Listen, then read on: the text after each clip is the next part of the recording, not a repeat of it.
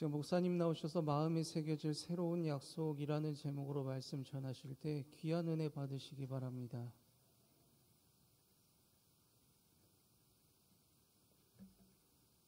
예, 엘피스 앙상블이 은혜롭게 연주했습니다. 박수로 격려하겠습니다. 고맙습니다. 잠시 기도하고 하나님 말씀 듣습니다. 은혜로우신 주님, 이 시간 말씀하여 주옵소서. 주의 말씀 들을 때에 주의 영이 약동하게 하여 주옵소서. 하나님의 어떠하심이 우리의 심령 속에 새겨지게 하여 주옵소서. 예수님 이름으로 기도하옵나이다. 아멘. 오늘 2부 예배 나오신 모든 분들 하나님의 은혜 가득하기를 축복합니다. 예, 오늘 사실은 3부가 교육부서 연합 예배입니다.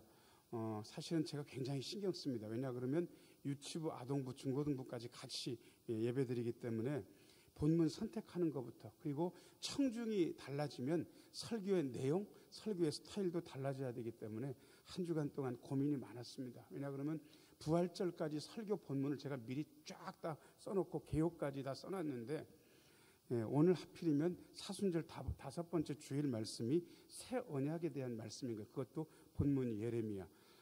애들한테 예레미야 말씀 잘 안 읽거든요. 그래서 이걸 바꿀까 말까 고민하다가 그냥 전하기로 제가 결심을 했습니다. 그리고 마음속에 있는 생각은 네가 잘하면 된다. 이 생각을 가지고 엄청 부담스럽게 준비를 했는데 쉽지는 않습니다. 그럼에도 불구하고 오늘은 그래도 2부 예배는 어른들이 주로 나오시는 거니까 좀 편하게 할 수 있어서 좋습니다. 예레미야에게 별명이 있는데 아셔요? 웃음의 선지자, 눈물의 선지자. 눈물의 선지자. 왜 예레미야가 그렇게 울었습니까? 1번 몸이 아파서 그랬다. 2번 나라가 망해서 그렇다. 어느 겁니까? 1번이라고 대답하는 분은 없을 거라고 생각합니다. 나라가 망해서. 그것도 제사장 나라가. 하나님께서 제사장 나라의 언약을 모세 앞에서 이스라엘 백성들과 세우셨어요. 그때 하나님께서 약속하셨어요.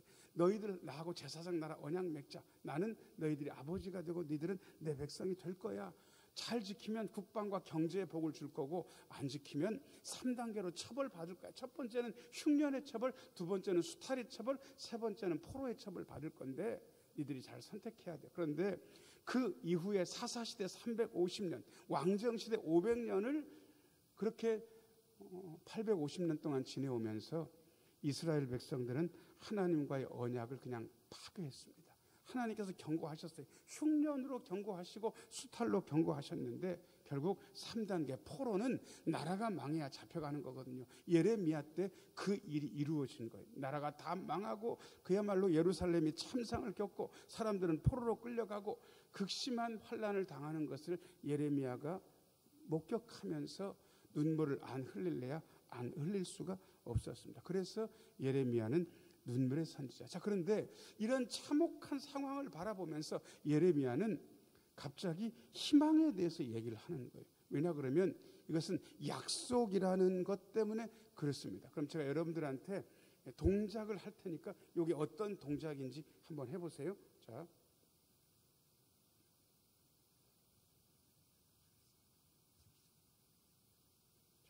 이게 무슨 동작입니까?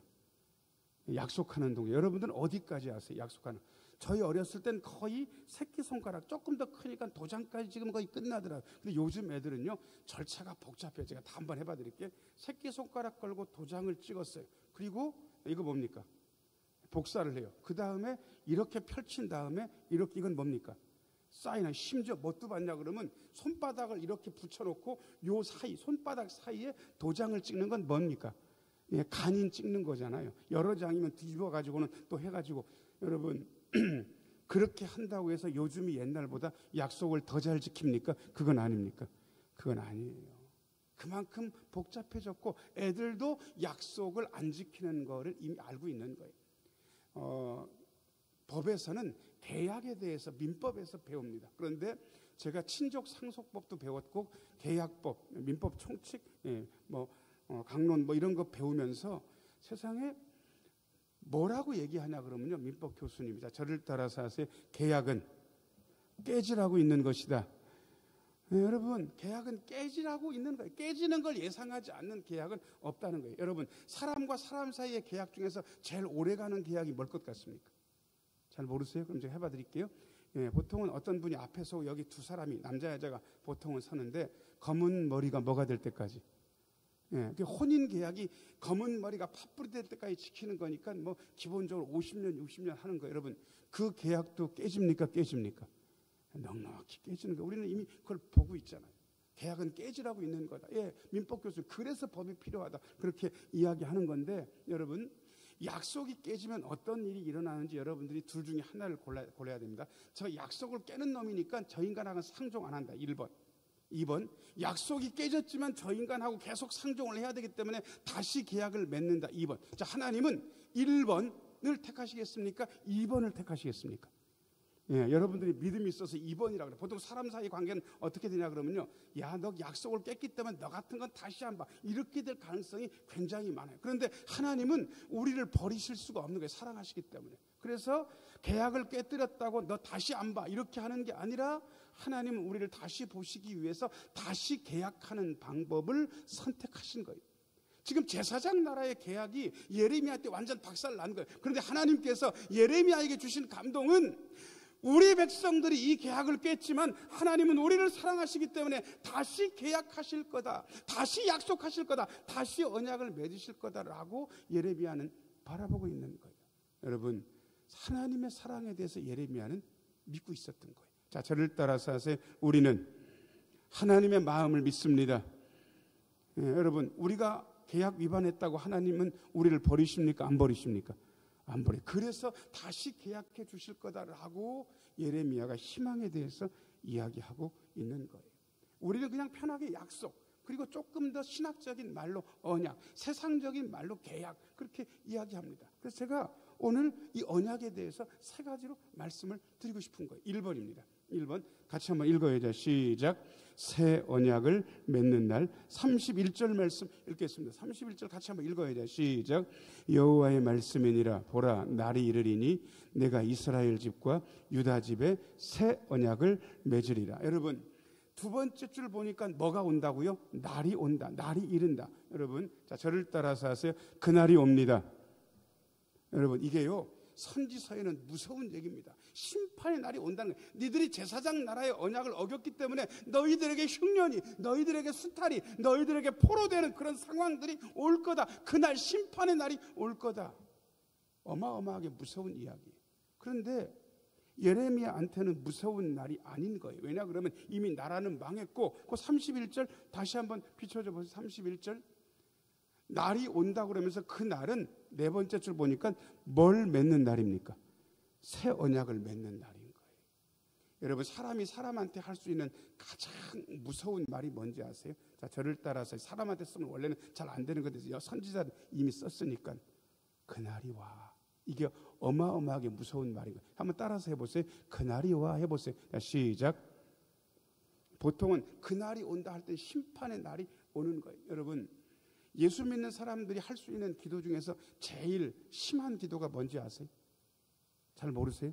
여러분들은 들은 적도 있고 배운 적도 있을 텐데, 마포 선민교회 김유정 목사님이 지금 은퇴하셨을 것 같은데 그분이 조폭 출신이에요. 여기 칼자국 이렇게 했어요. 제가 우리 교회 부임해서 얼마 안 돼가지고 그분 부흥에 모셨는데, 그분은 당신도 조폭 출신, 부목사 전도사 다 할 것 없이 조폭 출신인 거예요. 교인들이 속썩이니까 부목사 한 분이 열받아가지고 담임 목사님한테 와가지고 뭐라고 얘기하냐 그러면, 목사님 제가 묻어버릴까요?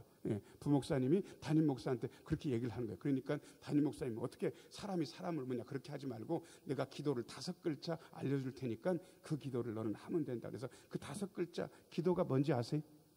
잘 모르세요? 저를 따라서 하세요. 조져주세요. 여러분, 그러니까 부목사님한테 끌어다 묻어버리지 말고 기도를 하라는 거예요. 조져달라고. 조져주세요. 기도를 하라는 거예요. 여러분, 조져주세요. 기도하라는 얘기는 자기가 조지라는 얘기입니까? 조지지 말라는 겁니까? 아니, 조지다는 표준말이에요. 표준말. 그러니까 제가 상말스러운 말 하는 게 아니니까. 그러니까 너는 조지지 말고 하나님 앞에 조져주세요. 기도를 하라고. 여러분, 사람이 할 수 있는 기도 중에 가장 심한 기도가 조져주소였는데, 여러분, 그것보다 더 심한 말이 약간 4글자예요. 자, 저를 따라서 하세요. 그날이 와 해보세요. 자, 시작. 그러니까 사람한테는 하지 말라고. 대신 여러분들이 속으로 되게 못되게 굴고 그런 사람이 있으면 그 사람이 돌아서서 갈 때 그 뒤통수 해야 되고, 세게는 얘기하지 말고 몇 글자를 하면 됩니까? 4글자 해보세요. 자, 시작. 그날이 와. 어마어마하게 무서운 얘기. 선지자들은 그날이 온다, 그날이 온다 계속해서 얘기했던 거예요. 근데 예레미야에서는 이미 그날이 와버렸기 때문에 새 희망을 가지고 새 언약을 맺을 좋은 날이 온다. 이때는 그날이 와 이렇게 반말로 하면 안 되고요. 웃어가면서 자, 저를 따라서 하세요. 그날이 옵니다 해보세요. 자, 시작. 이건 좋은 얘기. 왜냐 그러면 새 언약을 맺을 날이 오니까. 그러니까 옆에 있는 분 좋은 분이니까 싹 웃으면서 눈에다 힘주면 안 돼. 부드럽게 그날이 옵니다 해보세요. 자, 시작. 그날이 옵니다. 그날이 오는 거예요. 새 언약을 맺을 날, 망하는 날이 아니고 진짜 새 언약을 맺을 날이 온다. 왜? 옛 언약은 이미 깨졌고 효과가 없으니까 이제 새 언약의 그날이 온다고. 여러분, 그날이 어떻게 오는가? 그날은 어떤 날인가? 새 언약이라 그러는데 2번입니다. 2번 같이 한번 읽어야죠. 시작. 마음에 기록되는 새 언약. 32절 말씀 읽겠습니다. 32절 읽어야죠. 시작. 이 언약은 내가 그들의 조상들의 손을 잡고 애굽 땅에서 인도하여 내던 날에 맺은 것과 같지 아니할 것은 내가 그들의 남편이 되었어도 그들이 내 언약을 깨뜨렸음이라. 여호와의 말씀이니라. 33절도 읽어요. 33절 같이 한번 읽겠습니다. 시작. 그러나 그날 후에 내가 이스라엘 집과 맺을 언약은 이러하니 곧 내가 나의 법을 그들의 속에 두며 그들의 마음에 기록하여 나는 그들의 하나님이 되고 그들은 내 백성이 될 것이라. 여호와의 말씀이니라. 아멘. 32절 한번 비춰줘 보세요. 자, 여기 보면 이 언약이 언제 맺었는지 이미 얘기하고 있어요. 애굽 땅에서 인도하여 내던 날에 시내 산 앞에서 이스라엘 백성들과 모세 그리고 하나님과의 제사장 나라의 언약을 맺은 거예요. 이거는 무슨 언약이랑 비슷하냐 그러면 5번째 줄 보니까 내가 그들의 뭐가 되었어도 남편, 그러니까 부부지간의 언약을 맺은 거예요. 하나님 남편, 이스라엘 백성들 아내. 그러면 아내는 남편만 섬겨야 되잖아요. 남편하고만 관계해야 되잖아요. 그런데 이스라엘 백성들이 우상을 만들고 섬기고 바알, 아세라, 몰렉 할 것 없이 이방 신들을 섬겼다면 뭐랑 똑같은 건가? 제가 요즘은 아동부 설교를 안 하는데 제가 부목사 이후에도요 아동부 설교를 거의 5년, 6년을 했습니다. 그 유튜브도 때때로 설교를 많이 했습니다. 그런데 가서 그때 아동부 설교하는데 처음엔 애들이 한 7분 설교하는데도요 막 난리예요. 막 그냥 완전 돗대기 시장도 그런 시장이 없어. 근데 갑자기 제가 설교단에 딱 서고 있잖아요, 여러분. 남자 여자가 결혼하면 부부가 되고 부부가 되면 서로 자기들끼리만 사랑해야 하잖아요. 그런데 남편이 아내 말고 딴 여자하고 아내가 남편 말고 딴 남자하고 그렇고 그런다면 그걸 뭐라고 해요? 딱 그러니까 갑자기요 세상에 막 돗대기 시장처럼 우글우글 하던 녀석들이 갑자기 조용해졌어요. 이때 말씀을 전해야 되잖아요. 그런데 세상에 이걸 뭐라고 그래요? 그랬더니 저쪽 구석에 앉는 어떤 여자의 얼굴이 빨개져가지고 기어가는 목소리로 뭐라고 얘기했냐 그러면요. 바람이요. 뭐라고 얘기했다고요? 바람이요. 이렇게 얘기를 하는 거예요. 선생님들도 웃고 저도 웃고 잘 말했다고 칭찬 한번 해주고 그 얘기를 애들하고 했습니다. 여러분, 이스라엘 백성들이 아내 되었는데 남편이신 하나님만 섬겨야 됐는데 하나님 안 섬기고 우상 숭배하고 이방신들을 섬겼다는 거예요. 바람이다. 언약을 깨뜨렸다. 약속을 위반하지 않았냐. 그런데 이 약속은 어디다 원래 새겨졌었냐 그러면요.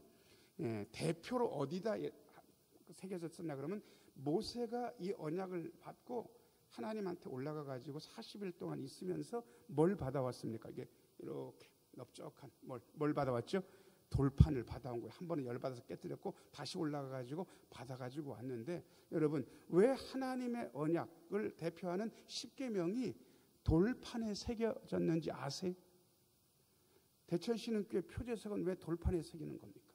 여러분들이 아시는 분들이 돌아가셔서 비석을 세우면 그 비석은 왜 돌로 만드는 겁니까?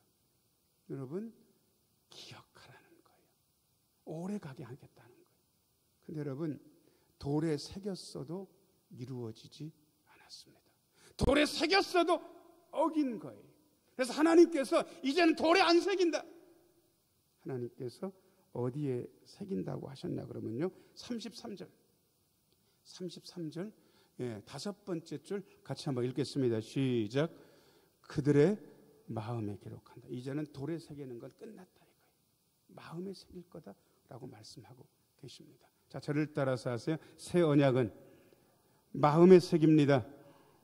여러분, 보통 비석에 보면 앞부분에는 뭐 성도 직분 쓰기도 하고, 그다음에 여기 잠들다 이렇게 쓰고, 뒷부분이나 옆에 이면 쪽에 가족들 이름, 자녀손들 이름을 쓰잖아요.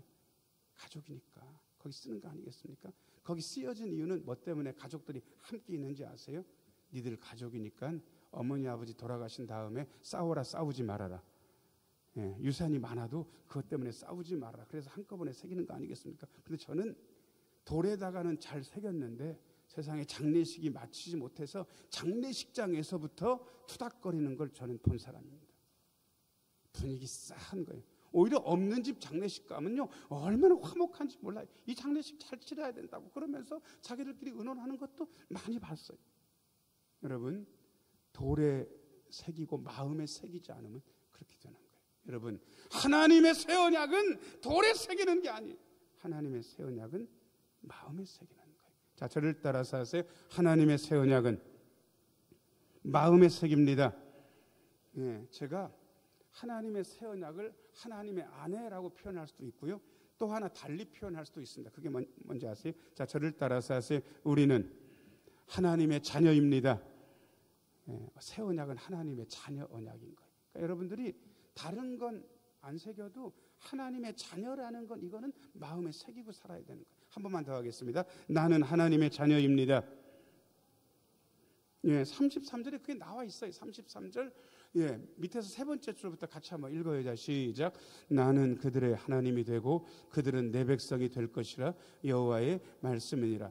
구약식의 방법은 백성이지만 신약에 와서는 뭐가 된 겁니까? 자녀가 된 거예요. 나는 하나님의 자녀. 근데 많은 분들이 하나님의 자녀라는 말을 오해를 해요.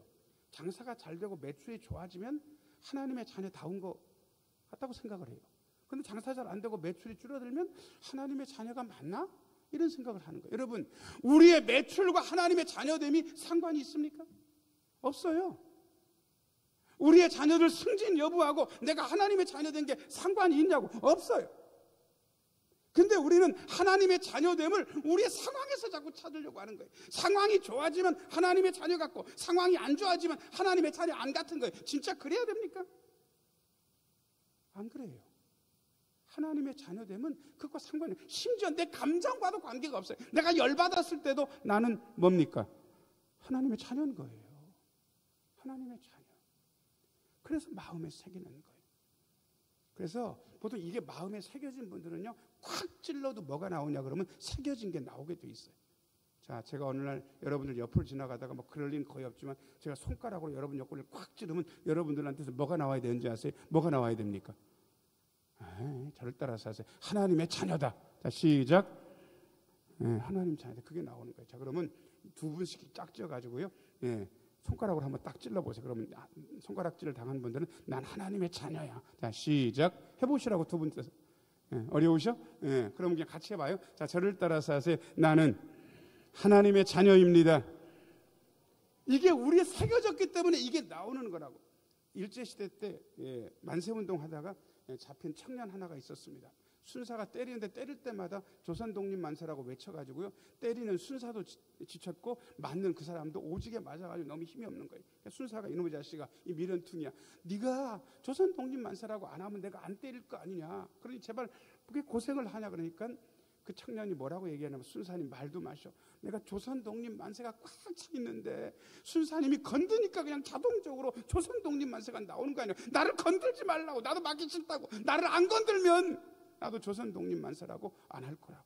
그래가지고 합의를 봤대. 안 때리고 그 얘기 안 하기로. 여러분, 여러분들도 콱 찌르면 뭐가 나와야 된다. 나는 뭐? 큰 소리로 얘기하면 나는 뭐? 여러분, 하나님의 자녀. 이게 나와야 된다고. 어떤 일이 있어도 나 하나님의 자녀. 어떤 분들은 내가 잘하면 하나님의 자녀 같고 내가 잘 못하면 하나님의 자녀 안 같다고 생각하는 분들도 계신 것 같아요. 늘 잘하세요? 그거 아닌 것 같은데? 옆에 있는 분 얼굴 보시고 눈에다 힘 빼시고 늘 하나님한테 잘하세요? 한번 물어보세요. 자, 시작. 늘 하나님한테 잘하세요? 대답은 하지 마시고. 그럼 저한테 한번 물어보세요. 목사님, 하나님 앞에 늘 잘하세요? 한번 물어보세요. 자, 시작. 그럴 리가요. 그럴 리가 있겠습니까? 제가 죄인인데. 솔직히 풀어놔야죠. 그럴 리 없습니다. 그래서 저는 포기하지 않는 게 있습니다. 때때로 하나님 앞에 잘못해도 저는 하나님의 이거 여러분들이 큰 소리로 얘기해줘. 여러분들이 이 얘기를 안 하면 제가 이상하게 되잖아. 저는 하나님의 자녀. 여러분들도 하나님의 자녀. 제가 인정해 드릴 테니까 그거 마음에 새기시면 됩니다. 새 언약은 마음에 기록되는 겁니다. 자, 그 다음에 세 번째. 자, 같이 한번 읽어요. 자, 시작. 하나님을 알게 되고 완전한 용서를 받음. 34절 같이 한번 읽어요. 자, 시작. 그들이 다시는 각기 이웃과 형제를 가리켜 이르기를 너는 여호와를 알라 하지 아니하리니 이는 작은 자로부터 큰 자까지 다 나를 알기 때문이라.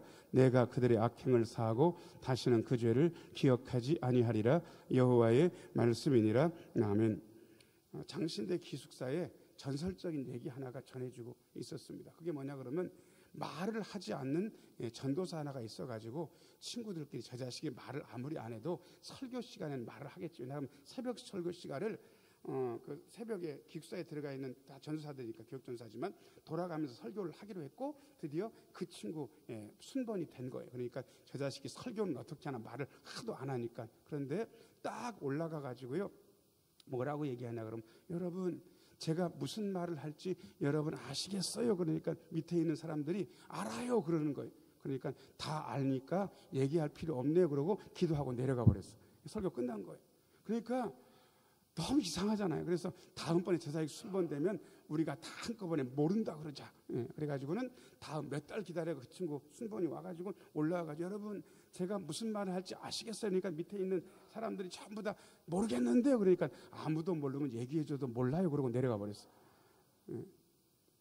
그럼 어떻게 하나 그래가지고 몇 달 지나가지고 그 친구 순번이 왔는데 그럼 이번엔 반은 알고 반은 모른다 그러자. 그렇게 얘기를 해가지고요. 여러분 제가 무슨 말을 할지 아시겠어요? 그러니까 반은 안다 그러고 반은 모른다 그러니까 그 전도사님이 뭐라고 얘기하냐 그러면요. 그러면 아는 사람은 모르는 사람한테 얘기해 주라고. 그러고 내려가 버렸다.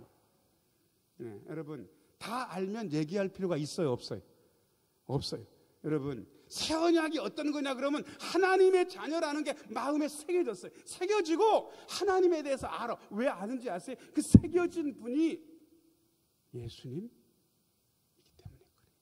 특별히 예수님 시대 사람들은 예수님을 눈으로 봤거든요. 하나님의 아들, 더 정확하게 얘기하면 아들 하나님을 눈으로 봤어요. 경험했어요. 그 아들 하나님의 목소리를 통해서 하나님의 마음을 알기 시작한 거예요. 그러니 후퇴 알라고 얘기할 필요 없어요.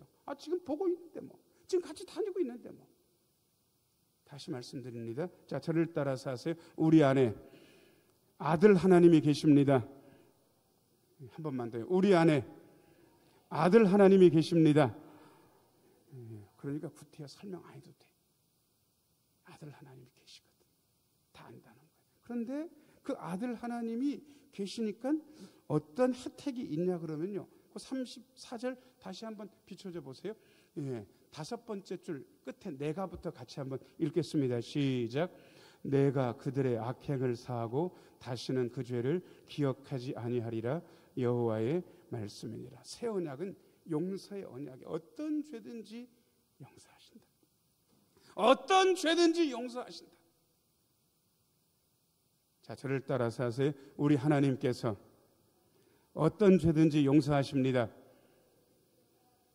예수를 믿어도요 우리의 죄의 본성이 끊어지질 잘 않습니다. 그래서 살던 대로 살아요. 말하던 대로 말해요. 그래서 괴로워요. 예수님은 내 속에 들어왔지 내 삶은 그만 못하지. 죽겠는 거예요. 더 기가 막힌 건 뭔지 아세요? 하나님, 제가 이런 짓을 저질렀는데 하나님의 자녀가 맞습니까? 그렇게 물으면 하나님께서 야, 그따위 짓을 저질렀으니까 내 자식이 아니다. 이렇게 말씀해 주시면 오히려 마음이라도 편했는데 하나님 뭐라고 말씀하실 것 같습니까? 그래도 너는 내 자식이다. 그래도 너는 내 자식이다. 이렇게 말씀하시니까 죽겠는 거예요. 여러분, 용서라는 게 그런 게 아니겠습니까? 그런 짓을 저질렀기 때문에 너는 내 자식이 아니다. 이게 아니라 그런 일을 저질러서 너는 여전히 내 자식이다. 그런데 용서인 거예요. 제주도 할머니들은 희한한 말투를 하나를 가지고 있습니다. 손자를 품에 안고 할머니가 내 며느리 새끼 이럴 것 같습니까? 내 새끼 이럴 것 같습니까? 예, 당신이 낳았어요? 당신 며느리가 난 건데 내 새끼래. 근데 그 손자가 속상해가지고 할머니 그래서 막 울고 할머니 품에다 턱 앵기면 할머니가요 그 손자의 가슴을 이렇게 쓸면서 이렇게 얘기하십니다.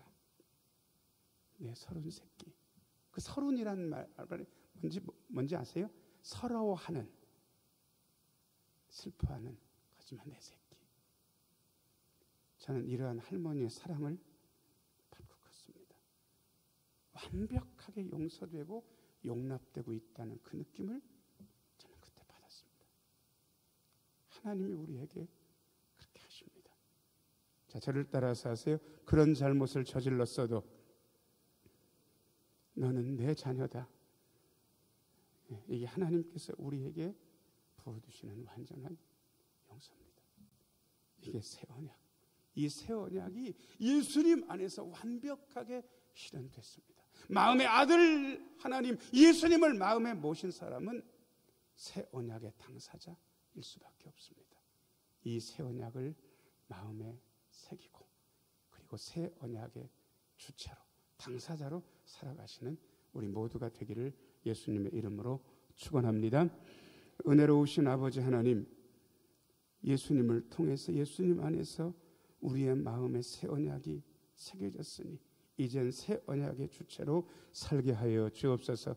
아들 하나님이신 예수님 마음에 모시고 하나님의 자녀임을 확신하며 살게 하여 주옵소서. 예수님 이름으로 기도하옵나이다. 아멘.